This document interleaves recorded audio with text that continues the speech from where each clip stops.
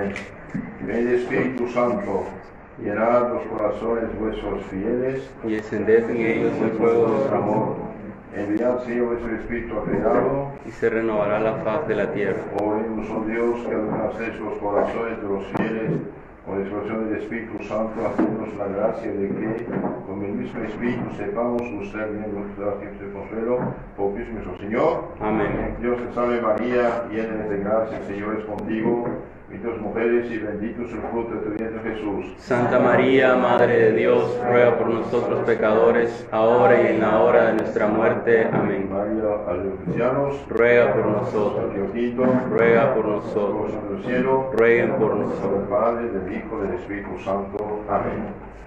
Queridos hermanos, bienvenidos. Si Dios quiere, haremos varias charlas sobre la misa, y especialmente el problema de la misa nueva. Por desgracia, hace casi 52 años, los católicos estamos, podemos decir, en guerra litúrgica, porque en el año 70 oficialmente se cambió el rito de la misa de siglos y siglos con un rito nuevo, claro, con la idea de mejorar y que la gente entendiera mejor, participara más y sacar más provecho. En sí, que la gente saque más provecho de la misa es una maravilla, pero los frutos, por desgracia, no fueron lo que se pretendía, no dieron el fruto que se pretendía. Desde 52 años por acá, desde los años 70 por acá, la misa fue cambiada. Si uno busca estadísticas de la práctica religiosa, realmente es una catástrofe. En muchos países la práctica bajó de 30, 40, 50 hasta 80%. Países católicos que hace 50, 60 años eran 90, 98% católicos, hoy perdieron 30, 40, 50% de sus hijos. Y la ignorancia religiosa hoy, es realmente muy, muy grande entre los católicos. Por esto, la multiplicación de las sectas de un lado, de otro lado, la corrupción de las costumbres. Ahora, ¿qué pasó con el cambio de la misa? Desde que los pueblos dejaron de hablar latín, póngale en los años 600, 700, el latín pasa a los idiomas romances, que va a ser el español, portugués, italiano, francés, italiano. Y bien, los obispos y los papas, conscientes del asunto, pensaron bien las cosas. Dijeron, si cada rato cambiamos, ¿qué quedará al final? Dijeron que dejamos el latín como texto oficial y que se predique, se enseñe en el lenguaje popular las verdades de la fe. Siempre los herejes quisieron eliminar el idioma oficial de la Iglesia que unificaba a los católicos de todo el mundo. Por ejemplo, en la misa tradicional, misa en latín, viene usted como católico, iba a Japón, iba a China, iba a Canadá, iba a Alemania, iba a cualquier país de rito católico romano, tenía la misma misa, el rito latín y misal en tu idioma. Usted podía poner católicos de 80 idiomas diferentes juntos, todos tenían el mismo misal, mismas oraciones en latín, y enfrente tenían inglés, francés, portugués, chino, japonés, coreano, cualquier idioma, y pueden rezar juntos, Padre Nuestro. Entonces, si desde siglos y siglos no han cambiado, no es por capricho, no es por ignorancia, no es porque no querían, no es porque eran ignorantes, porque eran sabios. Una iglesia universal, que es la católica, necesita un idioma universal, queramos o no queramos. Entonces, ¿qué pasó? Los que quisieron cambiar y poner el vernáculo, bien, fueron primeros protestantes. El primer sacerdote que dejó de hacer la misa en rito tradicional heredado de siglos y siglos frente a la cruz y que puso la mesa frente al pueblo fue Martín Lutero.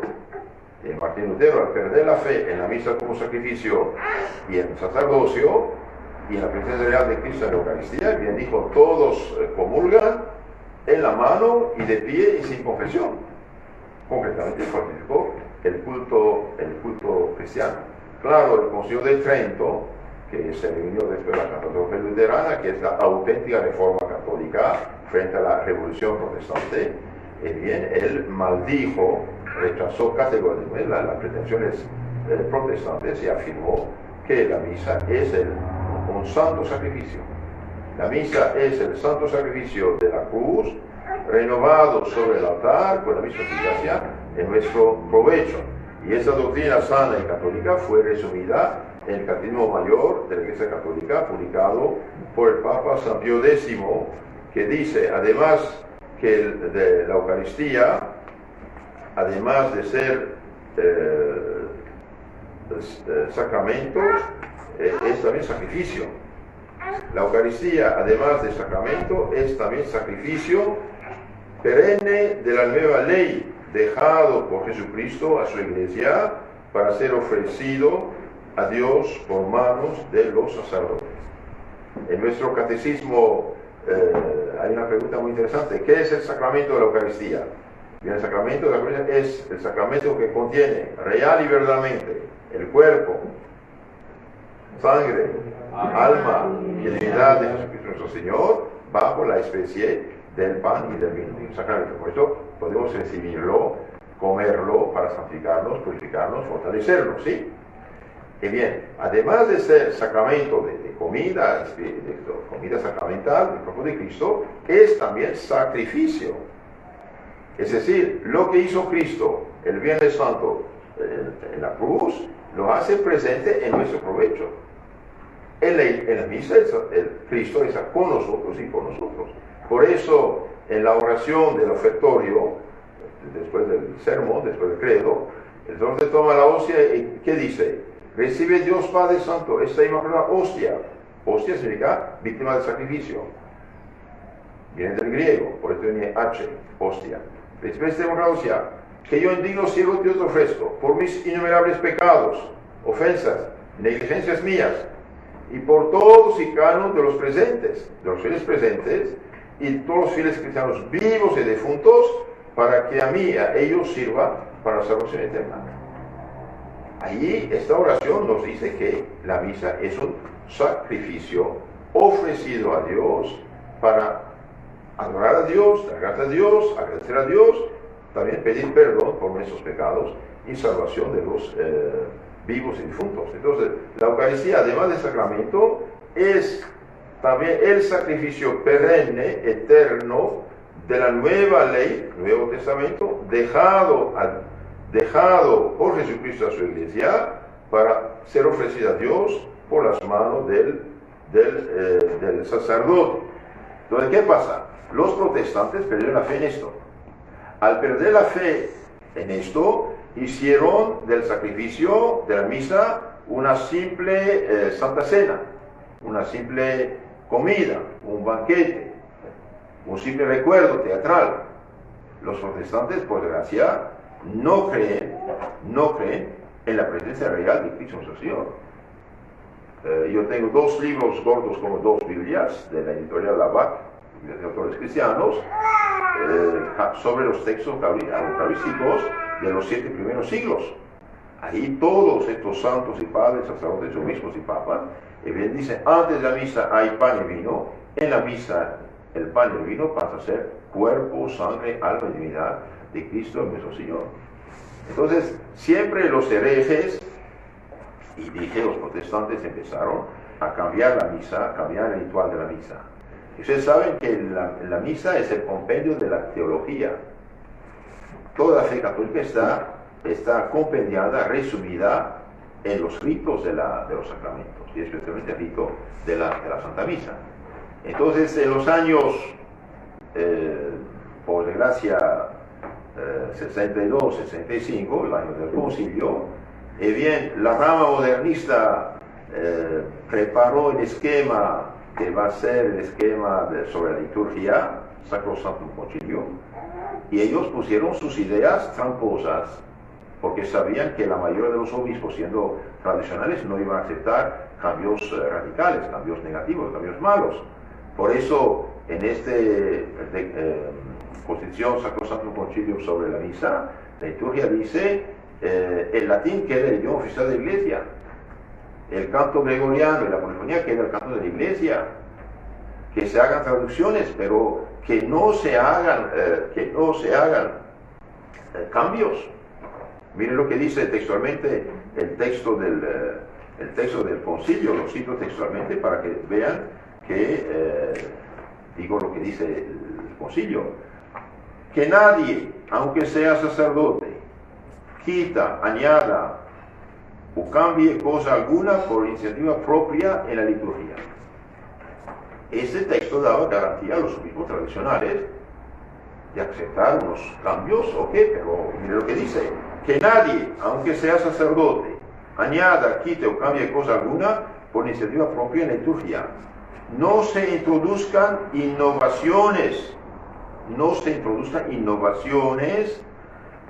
si no lo exige una utilidad verdadera y cierta de la Iglesia. No se hagan innovaciones, cambios, si no hay una utilidad verdadera y cierta de la Iglesia, y solo después de haber tenido la precaución de que las nuevas formas se desarrollen, por decirlo así, orgánicamente a partir de las ya existentes.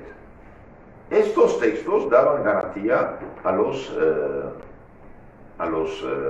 obispos, digamos, de firmar o aceptar reformas. Pero concretamente, 52 años después, ¿qué hicieron? Y bien, todo lo que tiene su texto del positivo, podemos decir, lo ignora por completo. Y cada quien hace lo que quiere. Ahora, ¿quiénes son los autores de la Nueva Misa? Los autores de la Nueva Misa, por desgracia, no tienen espíritu católico. No son amantes de la fe católica. Son unos liberales, modernistas, modernos, con ideas raras y hasta de origen protestante. Mire, por ejemplo, voy a tomar como testigo de lo que afirmo el cardenal Antonelli. El cardenal Antonelli, Fernando Antonelli, era cardenal en Roma durante muchos años, trabajó en lo que son las reformas litúrgicas. Mire lo que dice: podría decir muchas cosas acerca de este hombre, del padre Annibale Bugnini, que fue el arquitecto de todos los cambios. Podría decir muchas cosas del padre Annibale Bugnini. Debo añadir que siempre ha sido sostenido por Pablo VI. No quisiera equivocarme, pero la laguna más notable en el padre Bugnini es su falta de formación y sensibilidad teológica. La misa es teología, la misa es consagrado de la fe. Este hombre es historiador de la liturgia. Entonces, su laguna más notable es su formación y su falta de formación litúrgica, teológica.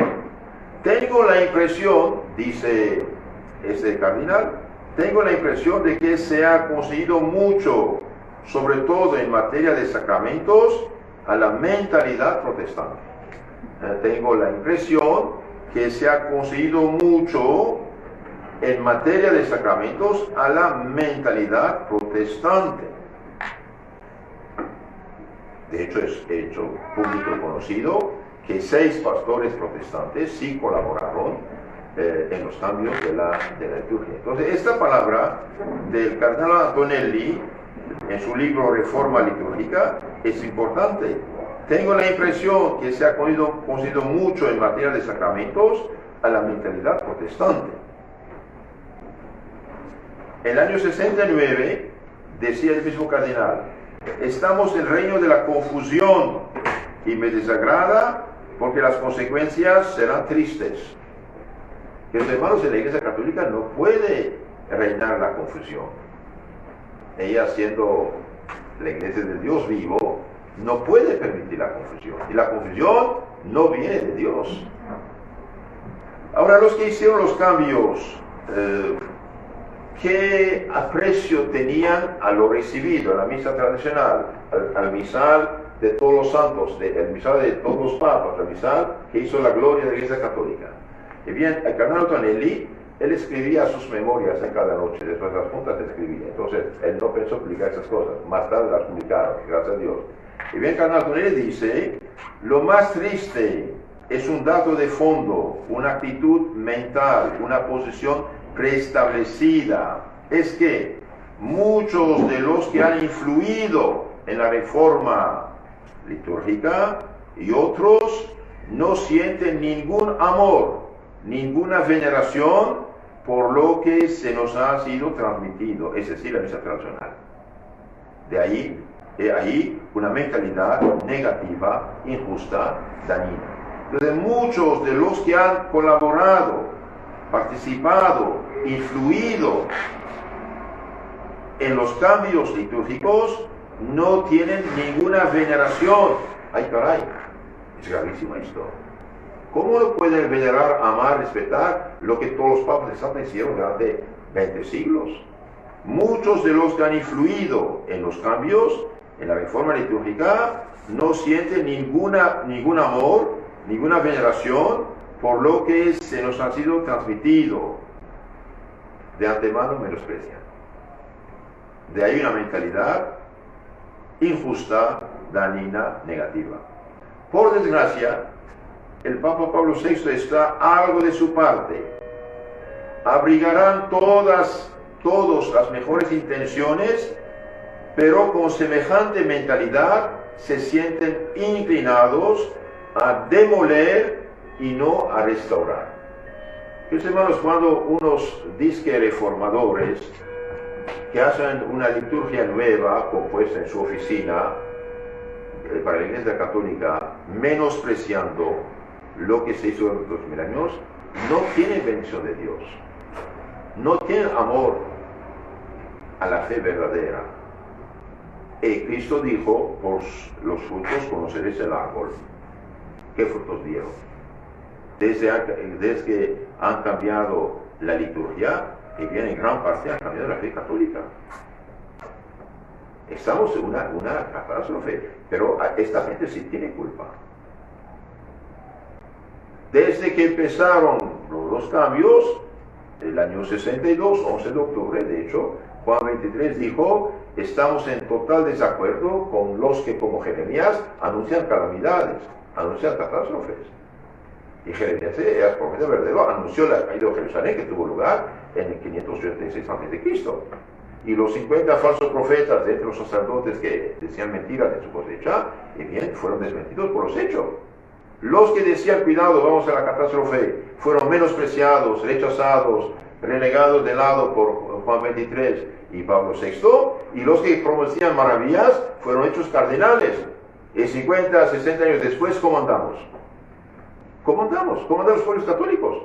Apostasía total, radical. Una catástrofe sin nombre. Y los que dijeron cuidado son los malos. No, señores. No pueden cambiar nuestra fe. Sí, pero la liturgia es cuestión de disciplina. El Papa puede cambiarla con una condición: que no haga daño. Y si hace daño, tenemos que resistir. No tiene que derecho. Mire, 52 años después del cambio de la misa, 52 años después de tanta catástrofe, de tantas vergüenzas, de tanta miseria en la iglesia, en el mundo, en el clero, de tantos monasterios destruidos, tantos conventos vendidos, tantas iglesias vacías, especialmente en Estados Unidos, Canadá, Europa, tantas sectas que nos comen el catolicismo, ¿de qué se preocupa? Preocupación número uno actualmente del Vaticano y del Papa es transformar la misa antigua.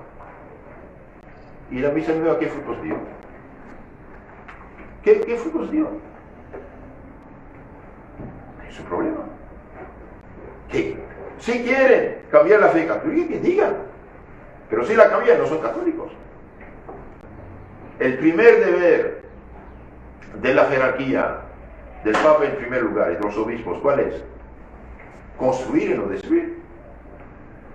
San Pablo en su carta a los Corintios, segunda carta, último capítulo 13, 10, dice: la autoridad que el Señor me ha conferido es para su edificación, no para su destrucción.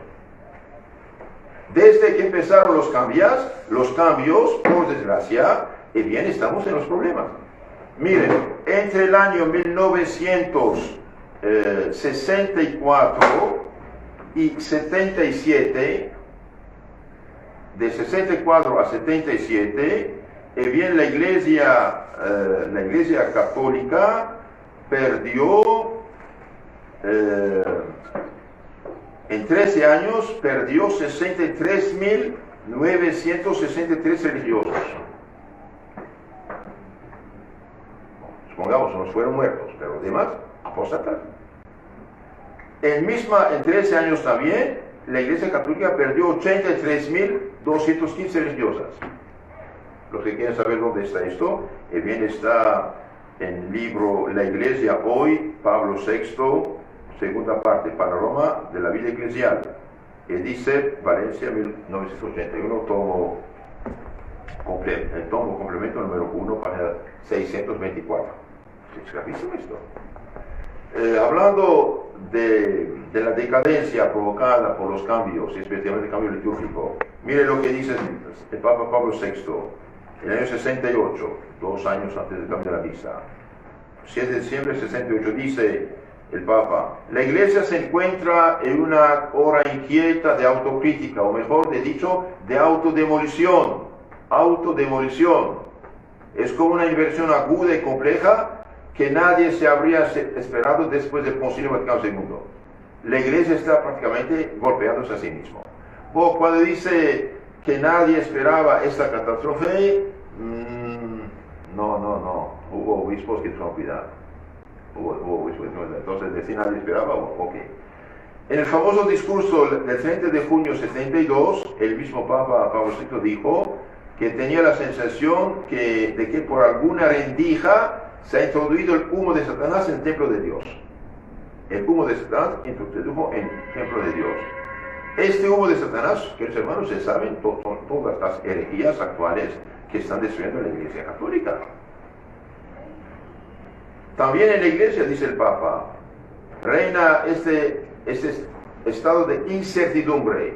La Iglesia, que debe ser la roca de la certidumbre cristiana, en la Iglesia reina este estado de incertidumbre. Se creyó que después del concilio vendría una jornada de sol para la historia de la Iglesia. Ha llegado, sin embargo, una jornada de nubes, tempestad y oscuridad. ¿Y por qué? Y porque los cardenales, los obispos, los sacerdotes tradicionales, católicos, amantes de la verdad católica, fueron relegados y provieron cualquier modernista con ideas raras a los puestos claves en la Iglesia. Pusieron sus amiguitos. Alguna paréntesis. Porque después del concilio inventaron estas dos nefastas reglas que nunca habían existido en la Iglesia católica. Los obispos de 75 años tienen que renunciar. ¿Y por qué, señor? Uno puede tener 80 años y estaría de salud, y otro de 40 enfermo. Eso nunca había existido. ¿Por qué los cardenales de 80 años más no pueden votar? ¿Y por qué tienen que poner papa de su partido? ¿Y qué dijo el cardenal Ratzinger en su libro llamado Informe sobre la Fe, edición de la Vaca?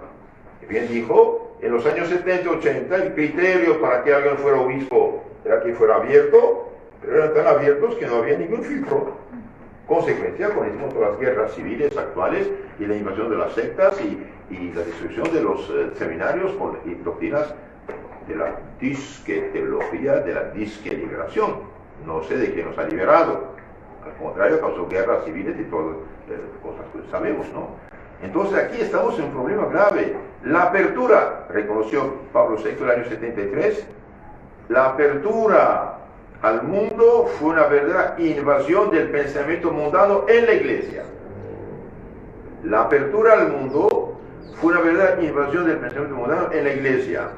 Esta invasión arrebata a la Iglesia su fuerza de oposición y anula en ella toda especificidad. Es un problema. Y el filósofo más bien, teólogo medio romano, dice, en ese discurso resulta dramático el uso equívoco del pronombre de la primera persona del plural. Tal vez hemos sido demasiado débiles o imprudentes. Yo pienso que fue a la vez débil e imprudente. Débil por los modernistas que impulsaban a la ruina e imprudente al relegar de lado a los tradicionales. ¿Y qué dijo el Papa Juan Pablo II? Bien, él también dio un testimonio que vale oro. Y bien, el Papa Juan Pablo II dijo: es necesario admitir con realismo y con profunda, tormentada sensibilidad que los cristianos, los católicos hoy, en gran parte se sienten extraviados, confusos, perplejos, incluso desilusionados, desanimados. ¿Cuántos millones se han retirado sin nada de la Iglesia? Se han esparcido a manos llenas ideas contrastantes con la verdad revelada, enseñada desde siempre. ¿Y quién permite esto? ¿Por qué permiten esto? Se han esparcido, no poco, a manos llenas, ideas contrastantes con la verdad revelada, enseñada desde siempre. Se han propagado verdaderas y propias herejías, corrupción de la fe, en el campo dogmático y moral, creando dudas, confusiones y rebeliones. Y curiosamente, en general, estos rebeldes no los molestan demasiado, los dejan. ¿Y qué dijo de la liturgia? Se ha manipulado incluso la liturgia, se ha manipulado, falsificado la liturgia, la transmisión del culto divino, la parte del culto divino. Y consecuencia de estas herejías y esta manipulación, bien, inmersos, ¿qué es inmersos? Cuando está en el agua, hasta aquí, ¿no? Inmersos en el relativismo intelectual y moral. Relativismo intelectual y moral es decir, nada es verdadero, nada es falso en sí, todo se vale. Y eso también es gravísimo. Inmersos los católicos en el relativismo intelectual y moral, y por eso en el permisivismo, todos los vicios y pecados permitidos, los cristianos hoy se ven tentados por el ateísmo, agnosticismo, iluminismo vagamente moralista, por un cristianismo sociológico sin dogmas definidos y sin moral objetiva. Esto lo dijo en el Observatorio Romano, edición italiana, del 7 de febrero de 1981. De hecho, Monseñor Febre sacó su famoso libro Carta abierta a los católicos perplejos de esta palabra de Juan Pablo II. Los católicos hoy andan perplejos, decía el Papa, y es verdad. Y los que quieren tener el texto pueden los que estaban en italiano, bien, Insegnamenti de Giovanni Paolo II, librería editorial italiana, Vaticana, perdón, tomo 4, primera parte, página 235. Ahí está, yo traduje esto del italiano, y también está el libro de Amelio Romano, Iota 1. Y bien, queridos hermanos, ¿qué dijeron los cardenales, los más, digamos, uno de los más famosos, de hecho encargado por el Papa mismo de la fe católica, Carlo Taviani? ¿Qué dijeron el cardenal Taviani y Bacci acerca de la nueva misa antes que saliera?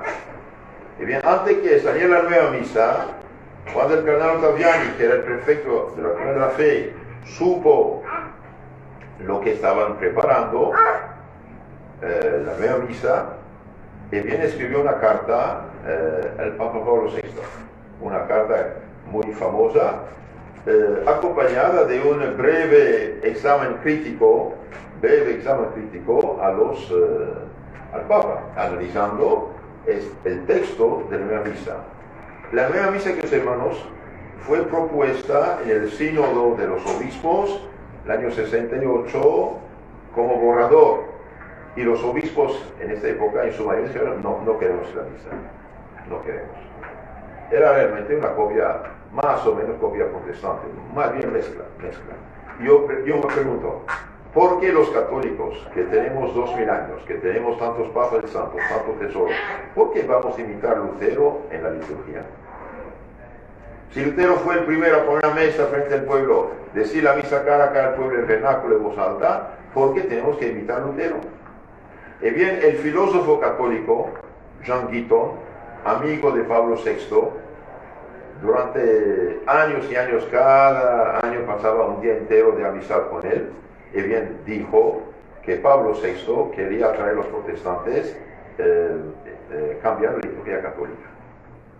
Y el padre Annibale Bunini, el que es el arquitecto de todos los cambios de la misa, que bien dijo, no me acuerdo de la fecha, pero desde el inicio del año 62 por ahí, dijo en un artículo del Observatorio Romano, dijo, vamos a eliminar de la liturgia católica todo lo que no agrada a los hermanos separados. Bueno, en sí nada les agrada porque no creen en la misa, entonces no hay nada que hacer. O sea, te hace protestante o mantienes el culto católico. Vamos a eliminar de la liturgia católica todo lo que desagrada a los hermanos, separados. Y bien, 6 pastores, dije, protestantes participaron en el cambio.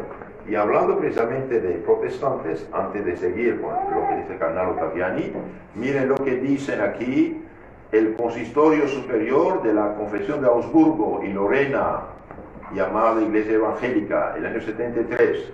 ¿Qué dicen? Dadas las formas actuales de la celebración eucarística en la Iglesia Católica, y en razón de las convergencias teológicas presentes, muchos obstáculos que hubieran podido impedir a un protestante participar en su celebración eucarística parecen hallarse en vía de desaparición. Entonces, muchos obstáculos que impedían al protestante de participar en la liturgia católica desaparecieron. ¿Y por qué desaparecieron? Bien, hoy en día debería serle posible a un protestante reconocer en la celebración eucarística católica la cena instituida para el Señor. Entonces, los protestantes que detestaban, y no me atrevo a citar las palabras de Lutero aquí, con tan grave la misa, y bien aquí dice, hoy en día debería serle posible a un protestante reconocer en la celebración eucarística católica la cena instituida por el Señor. Es decir, protestantizan el culto católico sin decirlo. Nos atenemos al uso de las nuevas oraciones eucarísticas en las cuales volvemos a encontrarnos y que tiene la ventaja de matizar, disminuir la teología católica del sacrificio que teníamos el hábito de atribuir al catolicismo. Esas plegarias nos invitan a volver a encontrar una teología evangélica del sacrificio. Con otras palabras, bien, estos pastores protestantes bien, reconocen que la misa católica en parte está protestantizada. Lo dicen. Estas plegarias nuevas tienen la ventaja de matizar la teología del sacrificio. Bien. Ahora, ¿qué dijo el cardenal Ottaviani? El bien cardenal Ottaviani Bacci, en su librito Breve Examen Crítico de la Nueva Misa, acompañado de una carta, decían esto el Papa: Santidad, después de haber examinado y hecho examinar el nuevo Ordo Misal, el nuevo misal, que va a ser de Pablo VI, preparado por los expertos de la Comisión para la aplicación de la Constitución sobre la liturgia, y después de haber reflexionado y rezado durante largo tiempo, bien sentimos como cardinales la obligación ante Dios en vuestra santidad de expresar las siguientes consideraciones. Miren lo que dicen aquí. Los que tienen este librito, aquí, página 3, ¿sí? Página 3. Primer párrafo. Como suficientemente prueba el examen crítico anexo, por muy breve que sea, obra de un grupo selecto de teólogos, liturgistas y pastores de almas, el nuevo Ordo Missae, la nueva misa, si se consideran los elementos nuevos susceptibles de apreciaciones muy diversas que aparecen en él, sobreentendidas o implícitas, lo que sigue es tremendo. La nueva misa, entonces, página 3, párrafo, segundo párrafo, digamos, de la carta, dice uno ahí, medio párrafo. La nueva misa se aleja de un modo impresionante, tanto en conjunto como en detalle, de la teología católica de la Santa Misa. tal como fue promulgada por la 20ª sesión del Concilio de Trento. Y aquí dice, la nueva misa, el nuevo rito, las nuevas oraciones, la nueva manera de hacer la misa, se aleja de modo impresionante. Como usted pone el nombre de 2 metros y un niño de medio metro. Impresionante, hay diferencia, desproporción. La nueva misa se aleja de modo impresionante, tanto en conjunto como en detalle.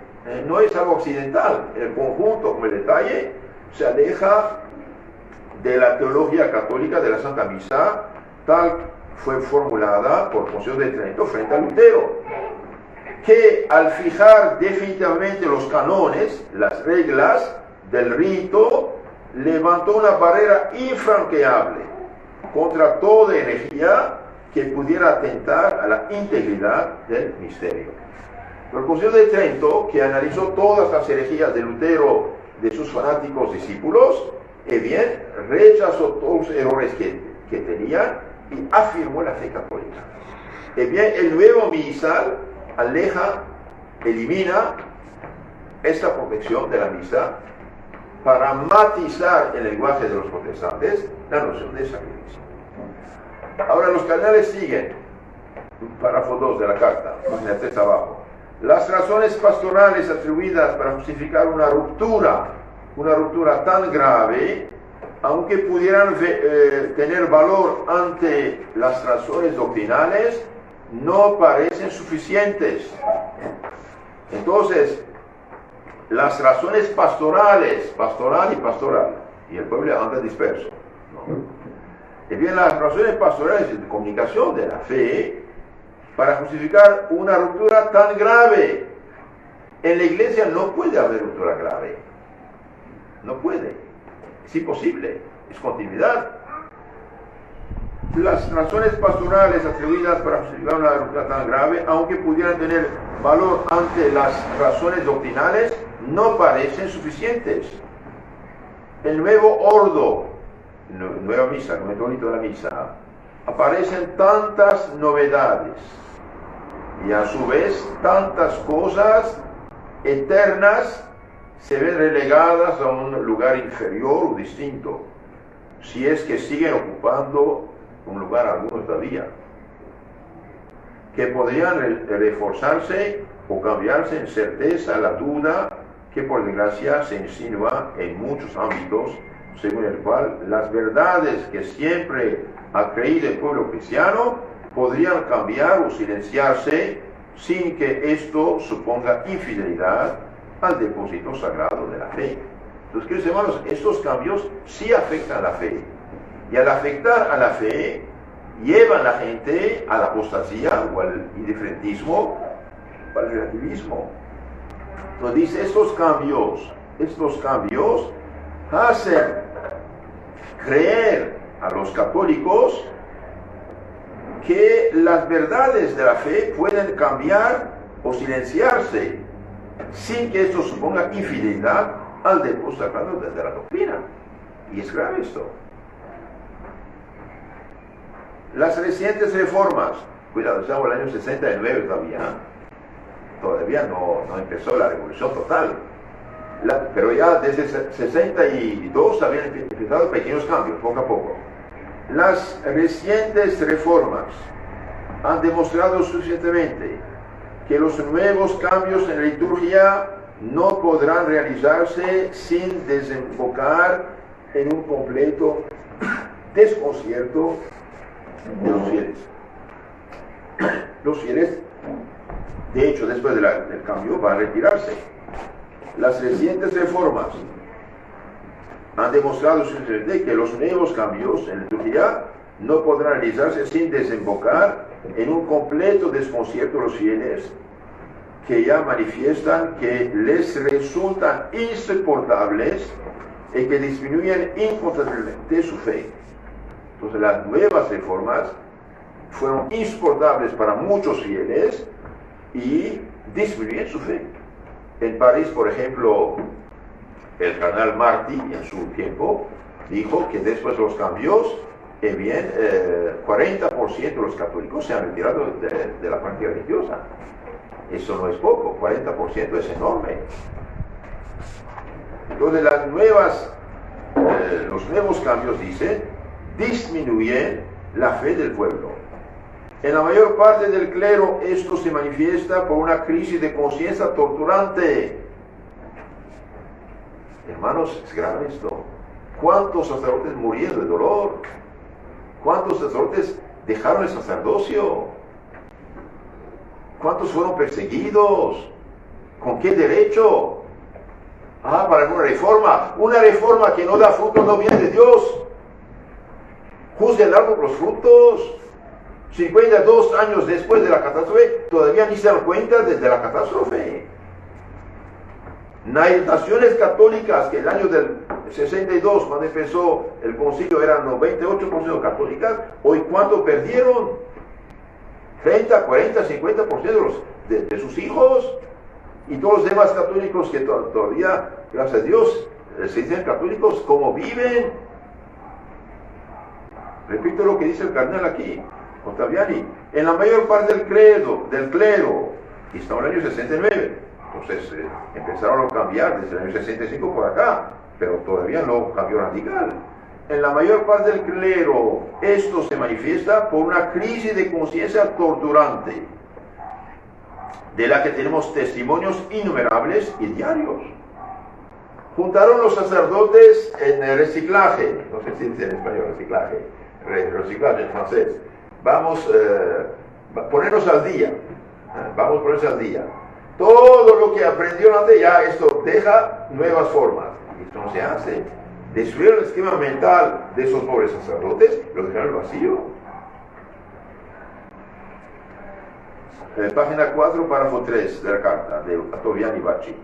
Estamos seguros de que esas consideraciones directamente inspiradas en lo que escuchamos por la voz vibrante de los pastores del rebaño deberán encontrar un eco en el corazón paterno de vuestra santidad, siempre tan profundamente preocupado por las necesidades espirituales de los hijos de la Iglesia.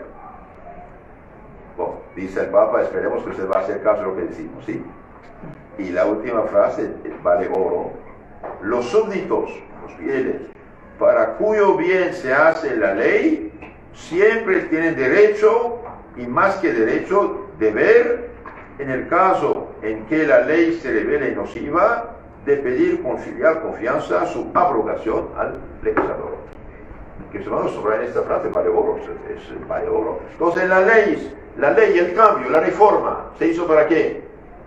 Para mejor comunicar la fe, para mejor santificar el pueblo cristiano. Eso pretendía en el año 69, ok, 53 años después, vemos que la catástrofe absoluta, pero o sea, y bien, ¿qué decía en el año 59, el 69, perdón, Cardenal Ottaviani Bacci? Y bien dicen, Santo Padre, cuidado, nosotros, los pueblos cristianos, con el clero, los súbditos, para cuyo bien se hace la ley, siempre tienen derecho, y más que derecho, deber, en caso que la ley es nociva, de pedir con filial confianza su abrogación al legislador. ¿Qué es abrogación? Su anulación. No lo hagan, esta misa no va a tener problemas.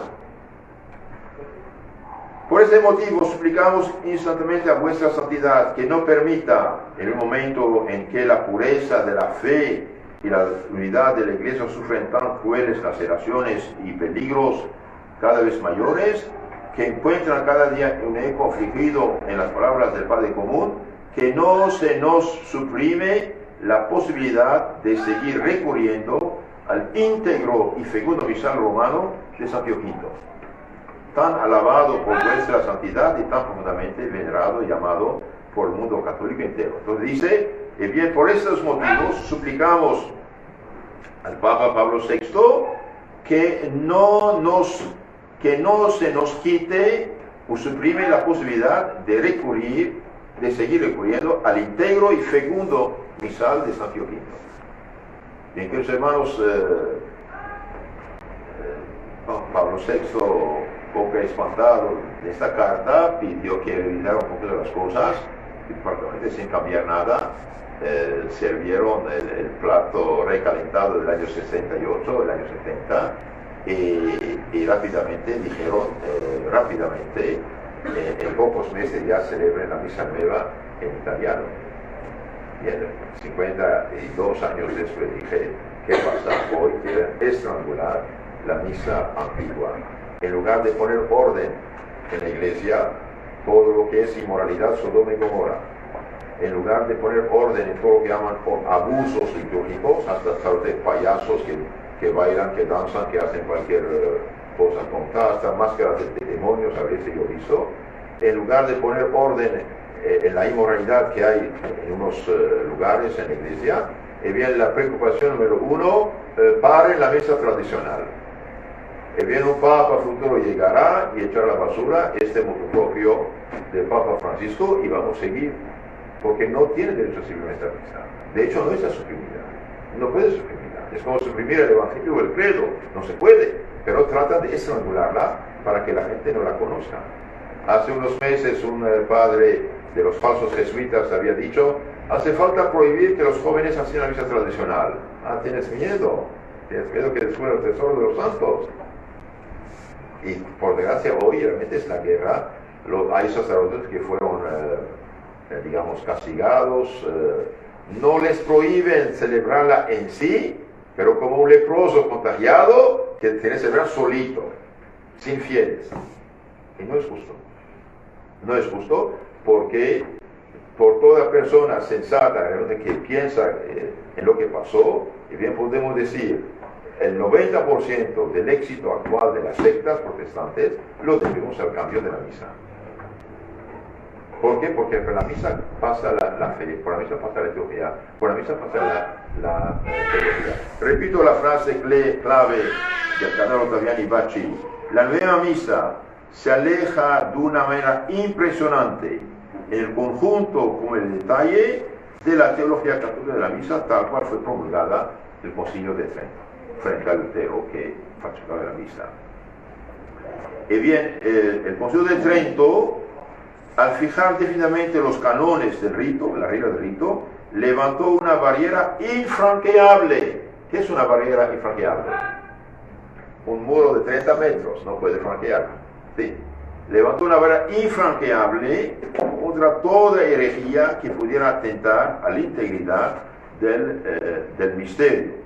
Después de esta carta sigue el estudio hecho por canonistas, por liturgistas, por pastores, por sacerdotes de la nueva misa. Les aconsejo leerlo, vale la pena.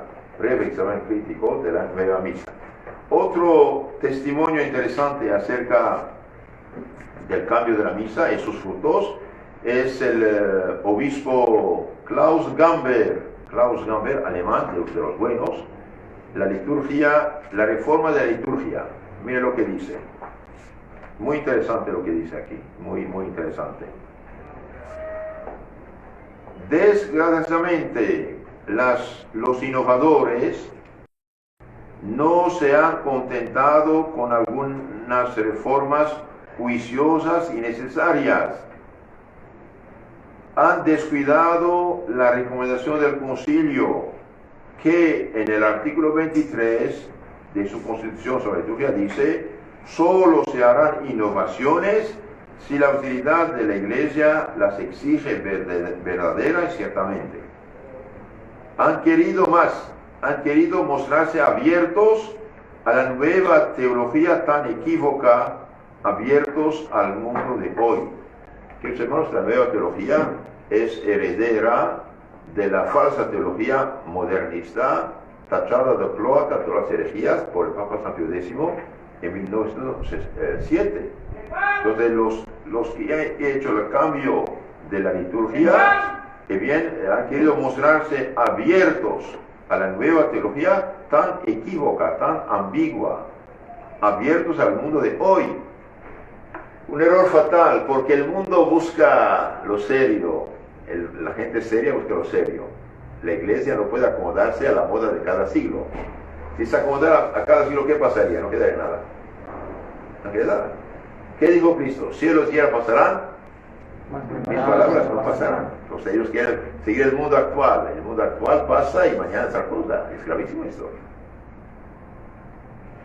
sigue el obispo Klaus Gamber diciendo: por esto, los artífices del nuevo rito de la misa no pueden apelar al concilio, aunque no cesen de hacerlo. Las instrucciones del concilio están escritas en forma general y permanecen abiertas a diversas soluciones. En cualquier caso, lo cierto es que la nueva misa no hubiera recibido la conformidad de la mayoría de los padres conciliares. Entonces, la nueva misa, bien, si los obispos que estuvieron en el Concilio Vaticano II, el año 62, 65, hubieran sabido lo que iban a hacer, bien, nunca hubieran aceptado esto. Por lo tanto, en nombre del concilio nos llevan a la ruina. Es verdad que en el concilio hay ambigüedades, y sacaron por eso las ambigüedades. Pero los puntos positivos que cité hace rato, que nadie, aunque sea sacerdote, puede quitar, cambiar o añadir a la liturgia, eso los ignoran. Cuando el concilio dice el latín queda el idioma oficial, católico gregoriano que está en la iglesia lo ignoran. Y todo apenas el concilio. Y bien, lo bueno que tiene el concilio lo ignoran, las ambigüedades, ellos sacan sus conclusiones extremas. De hecho, uno de esos teólogos modernistas, durante el concilio dijo: redactamos los textos con un lenguaje liberal moderado, pero después sacaremos las conclusiones extremas. Y lo que han hecho. Otra cita de Pablo VI, 19 de abril del año 67, a los miembros del concilio por la aplicación de la cuestión litúrgica, dice: lo que es para nos causa de aún mayor aflicción es la difusión de la tendencia a desacralizar, como se atreven a decir, la liturgia, desacralizar, quitar lo sagrado, si todavía merece conservar ese nombre, y con ella fatalmente el cristianismo. Repito, importante, el Papa dice: nos causa aflicción la tendencia, la difusión de la tendencia a desacralizar, como se atreven a decir, a desacralizar, quitar lo sagrado, a la liturgia, si todavía merece conservar ese nombre en lo que hacen, y con eso fatalmente desacralizar el cristianismo. Esa nueva mentalidad, cuyos turbios orígenes sería fácil señalar y sobre la cual esta demolición del culto católico auténtico pretende fundarse, implica tales trastocamientos doctrinales, disciplinarios y pastorales que no dudamos en calificarla de aberrantes. Lamentamos tener que decir esto, no solo a causa del espíritu anticanónico y radical que profesa gratuitamente, sino más bien a causa de la desintegración que comporta fatalmente. Que hermanos, esta palabra de Pablo VI vale oro, pero él favoreció, él apoyó, y él, por gracia, podemos decir, él castigó a los que habían dicho: cuidado, vamos a la ruina. Por ejemplo, en este libro de Monseñor Lefebvre, la misa de siempre, la primera parte habla explicación de lo que es la misa, la segunda parte habla de la nueva misa, de los problemas que hay en la nueva misa. Mire lo que dice, por ejemplo, el filósofo Jean Guiton, amigo de Pablo VI, acerca de poder celebrar la misa antigua. Jean Guiton, amigo de Pablo VI, le preguntaba: Santidad, ¿por qué no aceptaría usted que en Econe, en Monseñor Lefebvre, los sacerdotes siguieran diciendo la misa de San Pío V? Es la que se decía antes. No sé por qué se le negaría celebrar la antigua misa a ese seminario. Deje que la digan. ¿Y qué contesta Pablo VI? Pablo VI se contesta: no lo permito, porque si concedemos la misa de San Pío V a la fraternidad de San Pío X, se arruinará todo lo que hemos adquirido con el Concilio Vaticano II. Entonces aquí tenemos un problema, más bien ellos tienen un problema. Si la misa antigua contradice las reformas conciliares, la misa antigua no puede ser equivocada. Es la misa de la Iglesia, la misa que hizo tantos santos y papas, tantos. Si el concilio contradice la misa, y el concilio siendo pastoral, bien nos lleva a la ruina. Y aquí Pablo VI ha visto el problema, pero no quiso solucionarlo como debería solucionarlo. Si yo permito la misa antigua, bien, con eso arruinará todo lo que hemos adquirido como Concilio Vaticano II. Y Monseñor Lefebvre dice, es algo extraordinario que el Papa vea en el regreso a la misa de antes la ruina del Concilio Vaticano II. Es una revelación increíble. Por ese motivo los liberales están tan resentidos contra nosotros, porque decimos esta misa, que para ellos representa una concepción de la Iglesia muy distinta de la que tienen. La misa de San Pío V no es liberal, sino antiliberal, antiecuménico, por lo cual no puede corresponder al espíritu de Vaticano II. Y es verdad, es verdad. La misa tradicional es demasiado católica. La misa nueva es ambigua. Es ambigua. Incluso hay en Francia, he leído que hay pastores protestantes que no creen la misa para nada, porque para ellos es una simple comida, y bien celebran su nueva misa con el misal de Pablo VI. La misa antigua es demasiado católica, dije. Podríamos decir muchas cosas que los hermanos les aconsejo leer este libro de Monseñor Lefebvre, Carta Abierta a los Católicos Perplejos. Toca todos los temas, y hay un tema especial sobre la misa. El capítulo cuarto, misa tradicional y misa puesta al día. Les dije ya de leer este librito que se llama Breve Crítico de la Misa de Cardenal Bacci, Ottaviani Bacci. Y también hay este librito, el drama litúrgico, esta es una nueva edición, el drama litúrgico de Pablo Marini. Los que tienen la antigua forma era roja, ¿no? Pone en este libro, pone frente a frente las oraciones de la misa antigua, de la misa nueva. Por ejemplo, miren aquí las dos primeras columnas es la misa antigua, la tercera columna es misa moderna. ¿Qué dice ahí? Eliminado, eliminado. Página siguiente, eliminado, reducido. Eliminado, reducido. Eliminado, eliminado. Prácticamente en todas las páginas hay un problema. Hay un problema. Y no solamente eliminado, sino cambiado también. Le doy un ejemplo. En la misa tradicional, lo que dije al inicio, el ofertorio, dice: recibe Dios Padre esta inmaculada hostia, que yo, indigno siervo tuyo, te ofrezco por mis innumerables pecados, ofensas, negligencias mías, por todos los pecados de los fieles presentes y por todos los fieles cristianos vivos y difuntos, para que a mí ellos sirvan para salvación eterna.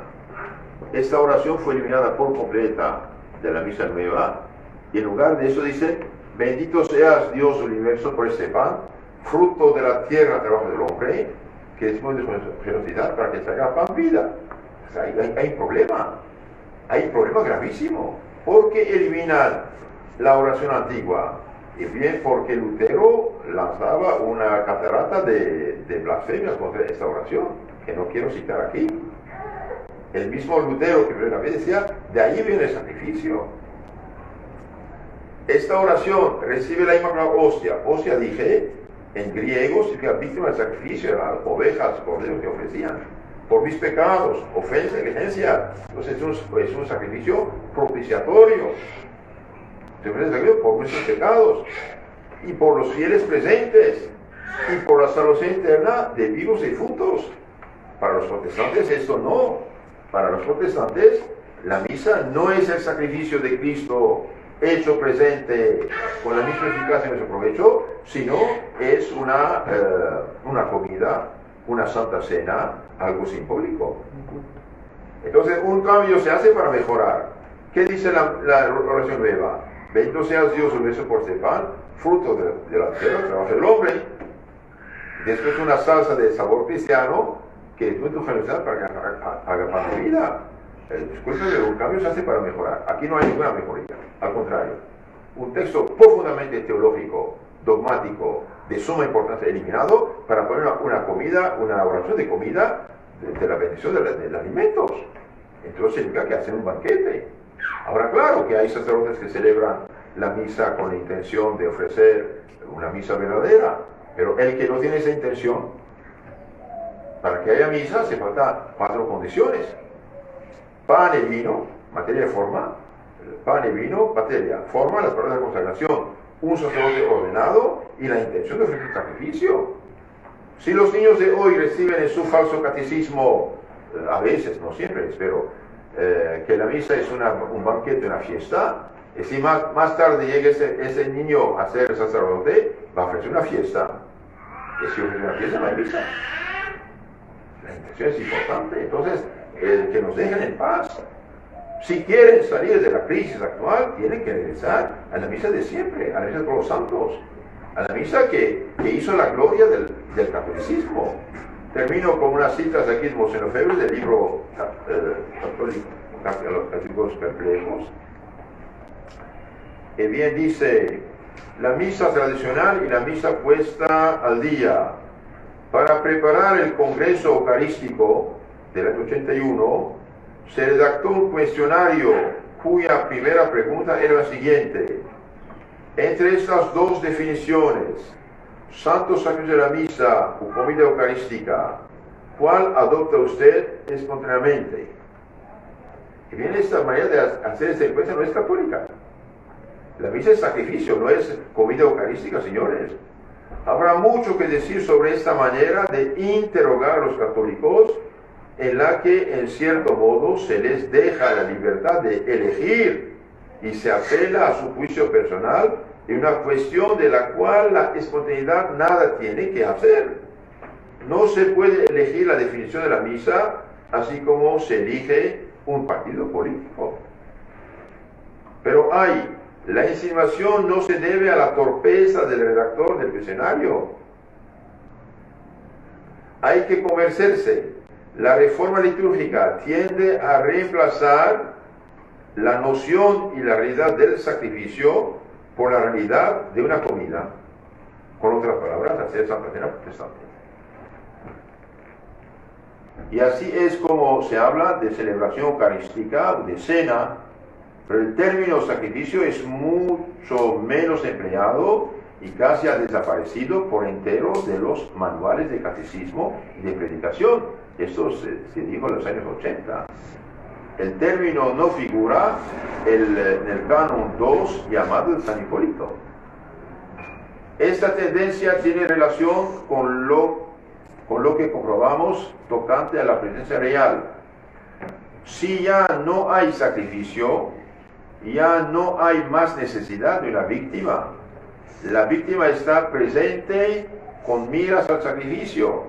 Por eso dice, recibes la hostia, víctima del sacrificio en la oración antigua. Convertir la misa en una comida conmemorativa, en una comida fraterna, es el error de los protestantes.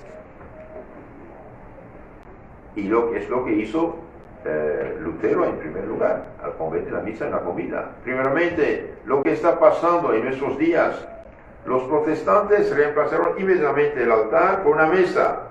Suprimieron el crucifijo de la mesa e hicieron volver al presidente de la asamblea en dirección de los fieles. Y bien, hoy hacen igual que los protestantes. Y en muchas iglesias ni siquiera hay cruz delante del celebrante. El desarrollo de la cena protestante se encuentra en Pierre Vivant. Pierre Vivant era un catecismo de Francia, una catástrofe. Fabricó generaciones de católicos light, ahora diferentes, que se hacen hasta musulmanes. El desarrollo de la cena protestante se encuentra en el Catecismo de Francia, llamado Pierre Vivant, el libro compuesto por los obispos de Francia, que todos los niños que aprenden catecismo deben utilizar obligatoriamente. Los cristianos se reúnen para celebrar la Eucaristía. Se trata de la misa. Los cristianos proclaman la fe de la iglesia, ruegan por el mundo entero, ofrecen el pan y el vino. El sacerdote que preside la asamblea dice la gran oración de acción de gracias. Entonces, Eucaristía, ahí dice acción de gracias, Eucaristía. Ahora bien, en la religión católica es el sacerdote quien celebra la misa, es él quien ofrece el pan y el vino. El concepto de presidente está tomado directamente del protestantismo. El vocabulario mismo sigue el cambio de espíritu. Entonces, el vocabulario cambiado no es inocente.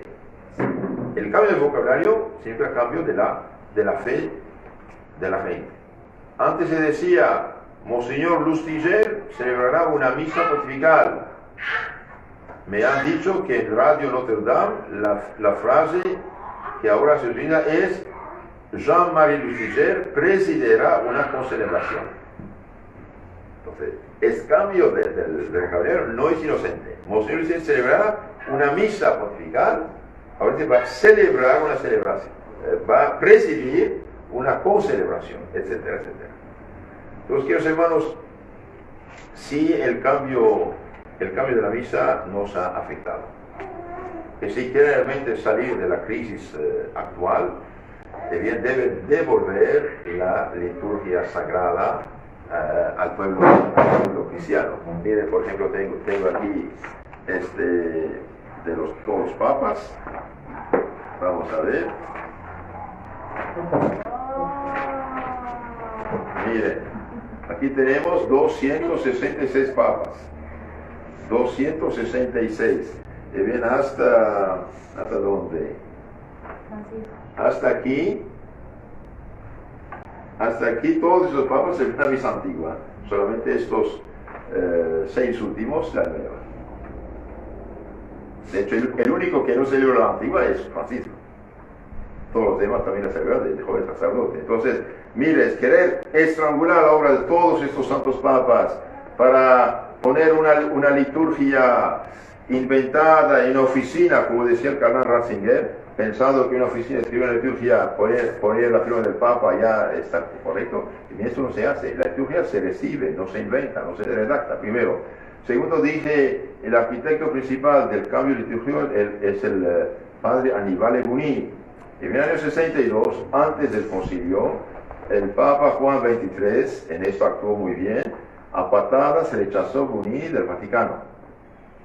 Le quitó todas sus responsabilidades. Él, que era secretario de la preparación de la Constitución sobre la liturgia, no fue reconducido en sus funciones, él mismo reconoce esto, y el Papa le quitó todas sus funciones en Roma, incluso de profesor. Y Bugnini, en su grande libro, El Reforma de la Liturgia, dice, ¿y qué me reprochaban? Me reprochaban, dice, de ser modernista, progresista, iconoclasta. Los modernistas son estos falsos teólogos del inicio del siglo XX que decían que hace falta modernizar todo, de ahí modernista. Pero vaciando el vocabulario de su contenido católico.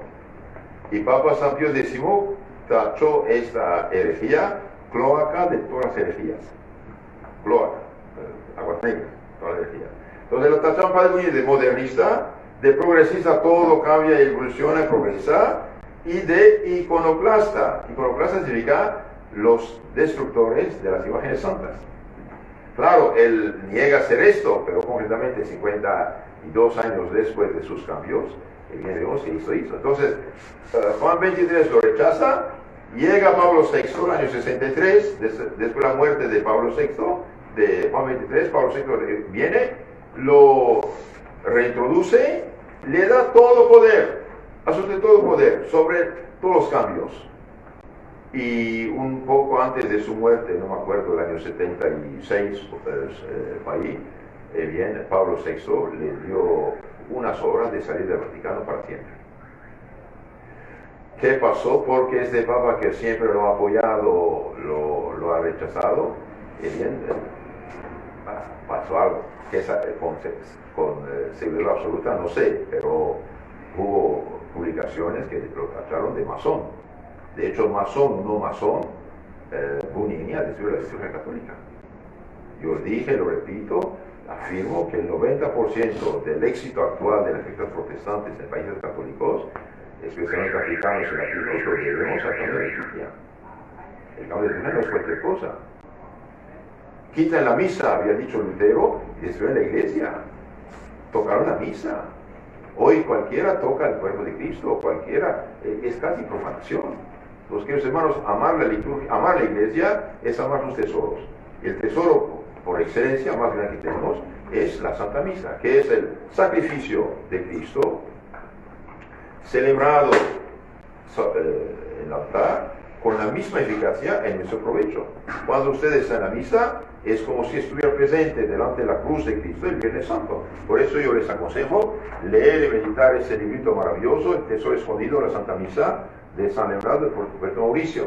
Leer este librito vale la pena, porque son santos que hablan. También hay otro libro muy hermoso, Explicación a la Santa Misa, del padre Martín de Ocochen, murió hace unos 300 años y pico, era un alemán antilutero, que da amor a la Santa Misa. Y también hay este libro que señalé ya, la Misa de siempre, como se le explica la oración de la misa, la primera parte. La segunda parte habla del problema de la misa antigua. Entonces nosotros, como católicos apostólicos romanos y marianos y papistas, decimos no, el diagnóstico que hacen la crisis actual no es correcto. Y al decir no es correcto, no es rechazar ni el Papa, ni la Iglesia, ni la autoridad, es ayudarlos. ¿Por qué? Porque esta situación va a llevarnos a la ruina. Y también les aconsejo a todos este librito que dice El drama litúrgico. El drama litúrgico, la antigua edición dice Agustín del Río, aquí dice Pablo Marini, es el mismo personaje, solamente el otro era un seudónimo antes. Entonces vale la pena porque pone frente a frente la misa nueva y la misa antigua. Y bien, aquí dice el autor, la comparación pone frente a frente los dos textos, antigua en misa nueva, línea por línea.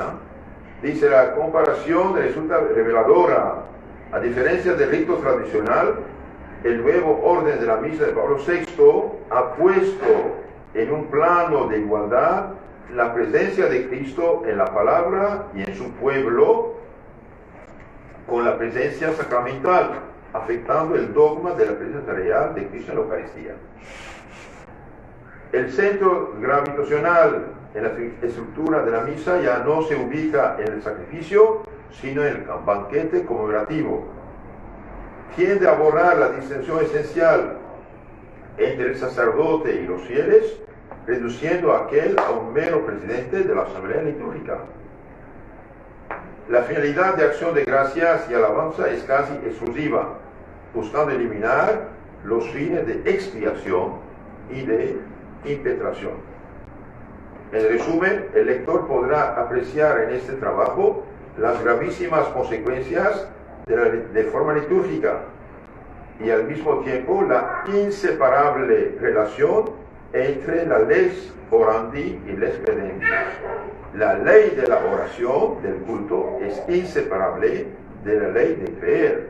Entonces, si los cambios afectan nuestra fe, nos llevan a tener una concepción protestante de la misa, y bien hay problema. El problema no viene de nosotros, el problema viene de los que imponen con autoridad una reforma que es de origen turbia, que no es católica y que nos ha afectado. Y hoy, por ejemplo, aprovechando de esta ¿cómo se llama?, COVID, obliga a todo el mundo comulgar de pie en la mano, que no tiene derecho. Hay varios comités de doctores que dijeron comulgar en la boca es mucho más seguro que comulgar en la mano. Y además, si cada gotita de agua es agua, cada parcelita de la hostia es Cristo. Yo doy testimonio en mis 25 años de sacerdocio, y bien, no digo en cada misa, pero regularmente, en muchas misas, si hay partículas que caen sobre la patena. Cuando caen, yo no las veo. Pero como la patena está debajo del mentón de la persona que comulga, bien, veo que hay partículas de cosas que han caído. Entonces, si quieren hacerse protestantes, lo lamento para ellos, que se vayan, pero que no sigan católicos. Y en resumen, la palabra, quien os escucha, me escucha, quien os rechaza, me rechaza, del Evangelio, Cristo dice a los apóstoles, esto, San Lucas 10:16, no vale cuando se trata de la destrucción. No vale porque ni el Papa, ni el Sínodo, ni el Concilio, ni el sacerdote, ni la Conferencia Episcopal pueden destruir nuestra fe, están en servicio de la fe. La autoridad que el Señor me ha conferido es para su edificación, no su destrucción, dice San Pablo, 2 Corintios, último capítulo, 13:10. Y la ley suprema en la Iglesia Católica, ¿cuál es? ¿La obediencia ciega, absoluta, irresponsable?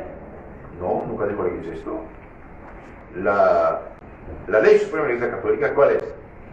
Salvación de las almas, el último canon, derecho canónico.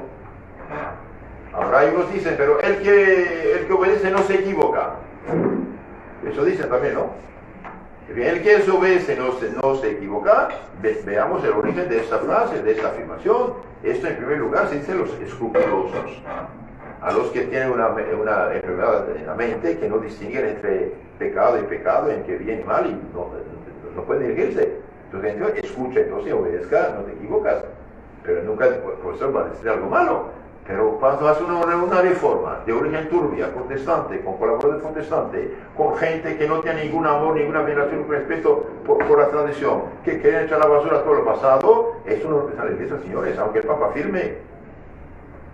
No es la primera vez que hay una crisis en la Iglesia. En el siglo IV, cuando los herejes modernistas de su tiempo, los arianos, habían tomado el control de la Iglesia Católica, y bien tomaron el 90% del catolicismo y más. Ario era hereje, no reconocía la divinidad de Cristo, fue condenado en el Concilio de Nicea en 325, pero después sus amigos, compañeros, influyentes, intrigantes, astutos, lograron influir sobre el Imperio Romano, el emperador, hijo de Constancio, y después obligaron a los católicos a seguir una fe que no es la fe católica, al arianismo, que negaba la divinidad de Cristo, y se decían católicos. Y los obispos sacerdotes que no aceptaron esto fueron rechazados, condenados, desterrados, entre ellos San Atanasio. Durante 17 años fue condenado, desterrado, 5 veces condenado. Y el Papa Liberio, que lo defendió, fue también desterrado. Pero al cabo de 2 años, el Papa, desanimado, deprimido, tuvo que firmar su disque excomunión. El año 357. Los que tienen el Denzinger, el libro Magisterio de la Iglesia Católica, párrafo 138, dice, el Papa dice, yo, Papa Liberio, soy con todo con ustedes, menos Atanasio, que no está en comunión conmigo en la Iglesia Romana. Y hoy Atanasio es santo, padre, doctor de la Iglesia, y Liberio perdió la corona. Hay un problema. Esos herejes arianos que bien comulgaban de pie en la mano, ¿por qué? ¿Y por qué no creen en la presencia real de Cristo en la Eucaristía? Y los católicos con una de rodilla en la boca. ¿Quién inventó la comunión en la mano? Bien, son los herejes protestantes del siglo XVI. Después de la caída del arianismo, el Concilio de Constantinopla 381, hasta 1521, todos los católicos comulgaron de rodilla en la mano, en la boca. ¿Y quién inventó la comunión en la mano de pie? Lutero y sus compañeros apóstatas. Y la Iglesia Católica condenó esto totalmente. El año 70 por acá, con los cambios, son los rebeldes pro-protestantes de Alemania, Bélgica, Holanda, que introdujeron la comunión en la mano. El Papa Pablo VI, a pesar de haber protestado, pidió el consejo a los obispos dijeron en la boca y de rodilla. Pero el débil Pablo VI, que fue tiránico con los tradicionales, dijo, doy un indulto, un permiso especial a los que ya comulgan la mano. En Europa Occidental, hoy apóstata por el suelo, perdida. Y hoy, a pesar de que la ley actual todavía, los católicos que quieren pueden comulgar de rodilla en la boca, bien, no les dan la comunión. Levántate, alarga la mano. Si no obedece, no les da la comunión.